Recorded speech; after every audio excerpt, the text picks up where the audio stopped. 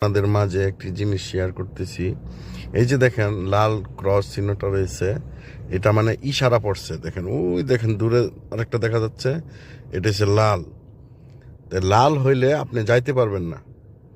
যদি আপনার এই যে দেখেন নিচে আরেকটা চিহ্ন আছে, এটা আসবে সবুজ। যখন সবুজ আসবে তখন আপনি যেতে পারবেন। কিন্তু তার যদি আপনি এটা যদি ক্রস করে চলে যান, তাহলে আপনার মিনিমাম 50 দিনার মুকালাফা আসবে। ঠিক আছে, এখানে ক্যামেরা আছে, 50 দিনার মুকালাফা আসবে আপনার।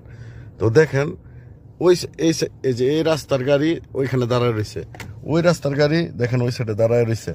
কিন্তু যখন একটা ইশারা খুলবে, এখানে আছে একটা দুইটা তিনটা চারটা ইশারা আছে, মানে ইয়ারে বলে আর কি ইশারা। তো দেখেন এটা যেটা লাল হবে এটা দাঁড়ায় যাবে, যেটা সবুজ হবে ওইটা চলে যাবে। ঠিক আছে, দেখেন কি সুন্দর।